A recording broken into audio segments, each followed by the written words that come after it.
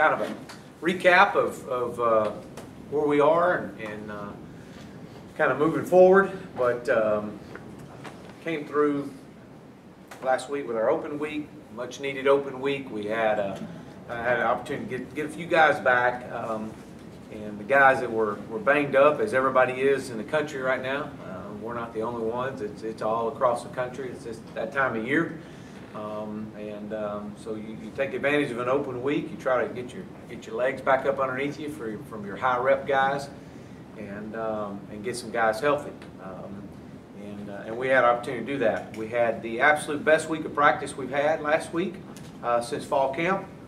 Very competitive, very free, and very high-spirited practices. A lot of competition going on. Had several fights out there. Just a little bit of engaging with each other and growing as a team, and that was really good to see. I was very encouraged and excited about the way our guys practiced. We went 4 straight days last week, Monday through Thursday, and we had unbelievable energy and great competitive drive all week, and so that was a huge positive.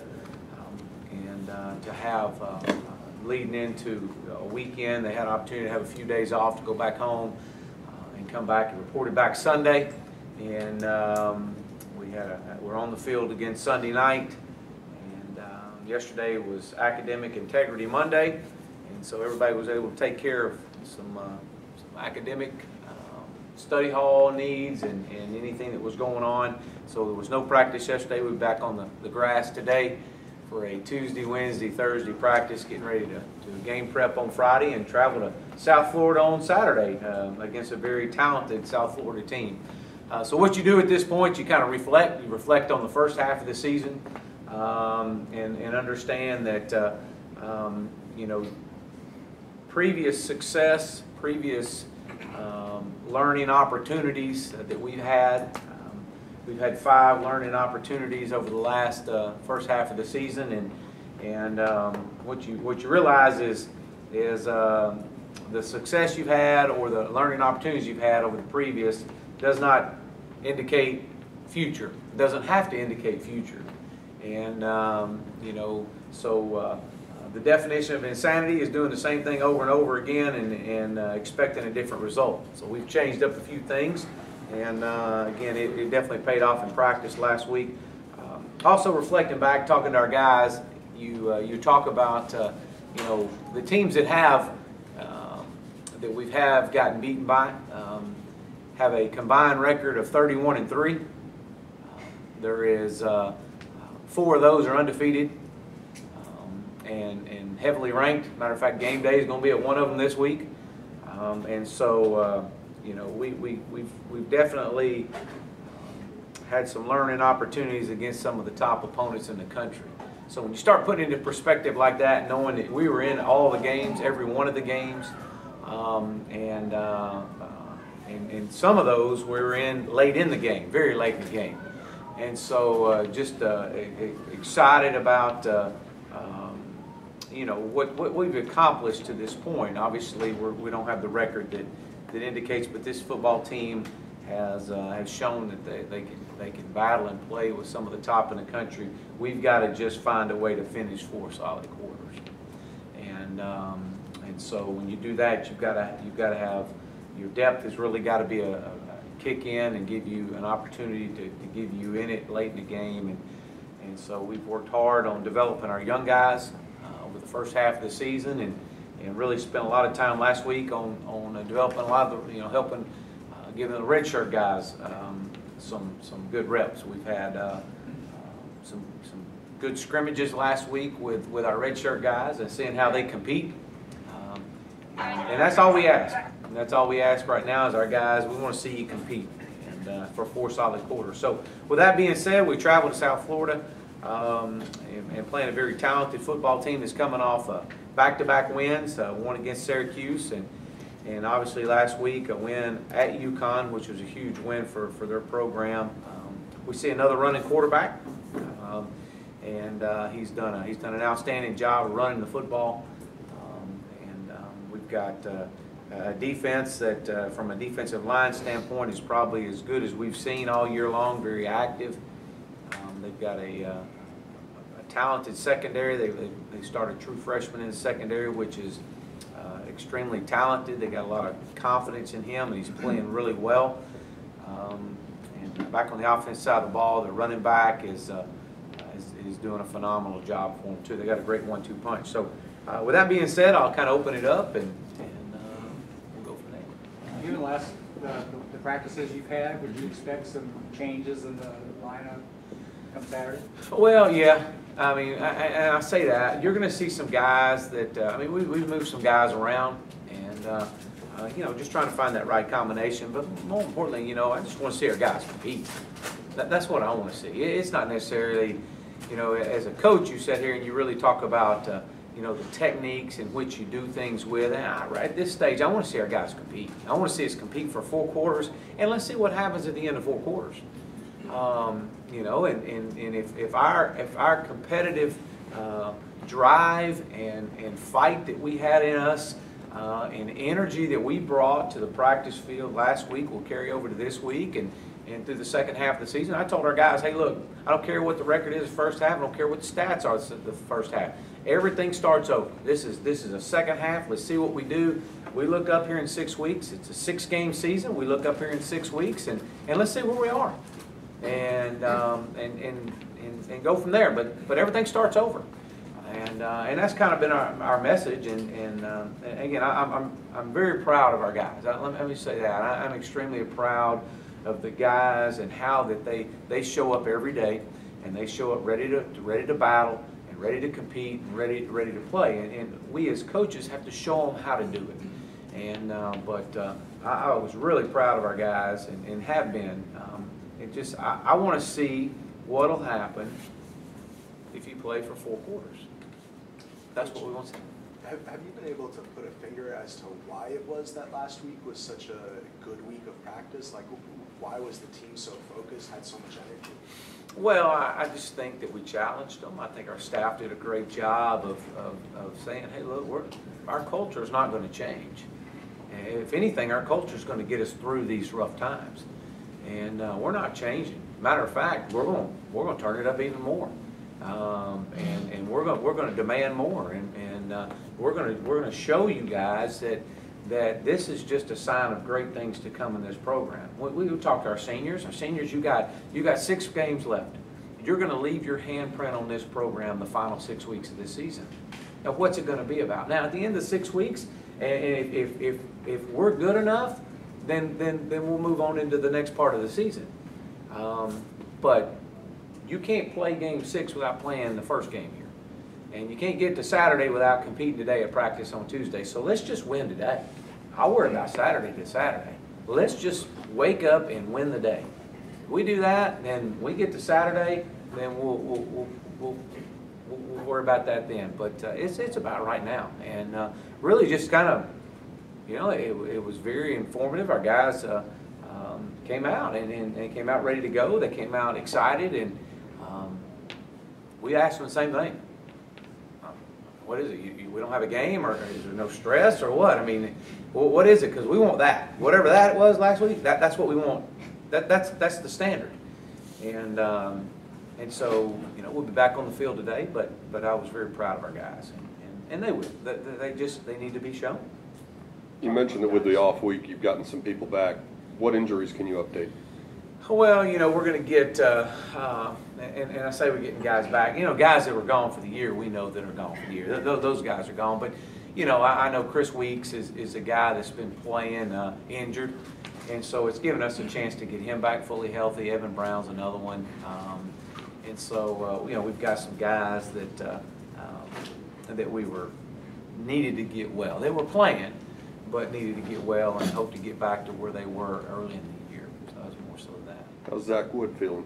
Zach is good. You know, again, he was another one that's a guy that's been playing injured, but are playing hurt, and he's had a chance to rest and get back at it. So we're excited to see him on the second half of the season. He definitely brings a great leadership to us that we desperately need.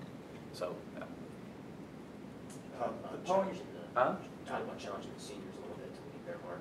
How would you challenge some of those younger guys, especially those redshirt guys, to get the plays as well as they did in practice? Like Yeah, you said before? yeah, that's a great question. I'll tell you this: if you watch those red shirt guys and you watch those freshman guys, the guys that are being developed and coming on, you want to get a really a good kick out of watching guys that don't know any better and just watch them celebrate. Watch them out there competing against each other, and competing offense against defense. And defense won the week last week. They won the week. They won out of 4 practices. They won 3 of the 4. And so and some of those red shirt guys, I know the Scott twins were leading the charge. They were the energy managers, and man, they were cheerleading like none other. And so what you're seeing is a bunch of young guys that they're having fun out there, showing how to bring the energy and how to compete every day in practice, and just worrying about that one rep and that one segment of practice.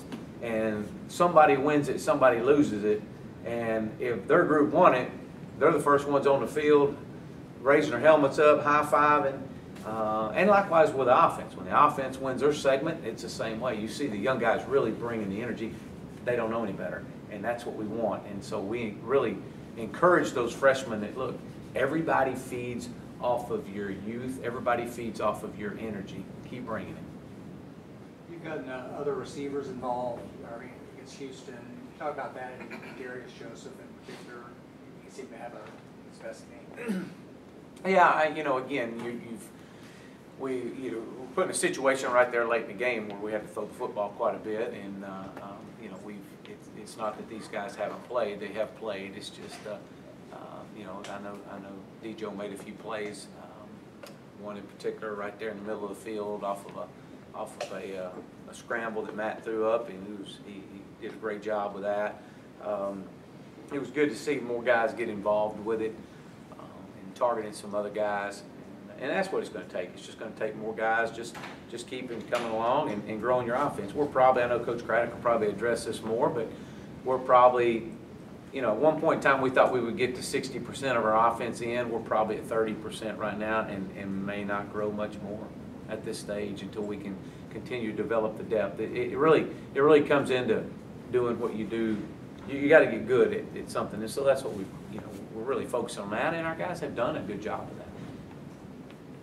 Matt talked a couple weeks ago about how he's been trying to watch more film this year, and he's been really working with you and Coach Craddock on learning how to watch film. How are you seeing him develop the intellectual side of his game? Well, I know Coach Craddock would probably back me on this, but I think obviously Coach Craddock's done a really, really good job with him and all the quarterbacks and showing them what we expect and what our standard is. But I think the thing you see with Matt is he's as fierce of a competitor as I've ever been around. When he walks off the field, he walks off completely. He's laid it all on the line, everything. And and I think you watch his play and you see that, and sometimes that gets him in trouble. His biggest asset is his competitive drive, and it's also his biggest deficit because it gets him in trouble at times because he holds the ball a little long. And so, but we wouldn't have the success offensively we've had without Matt and his competitive drive and his just be a fierce, just loves to compete. And we got several in that room. Several. Ben Hicks is another one that is. I mean, you don't see it because you don't see him play. We see him in practice every day. That guy hates to lose anything, any drill, anything. He hates to lose. And so I think that, again, going back to what we talked about with the young guys, that rubs off on some of the older guys. And so when you have that combination in that room, you just want that to kind of bleed over into the rest of the group. And I think it did a little bit last week. Again, we had them out there, and we were getting after the practice, and we loved every bit of it. It was really good. But I think I've seen Mac definitely grow, and it's because of the attention to details that Coach Craddock demands of those guys.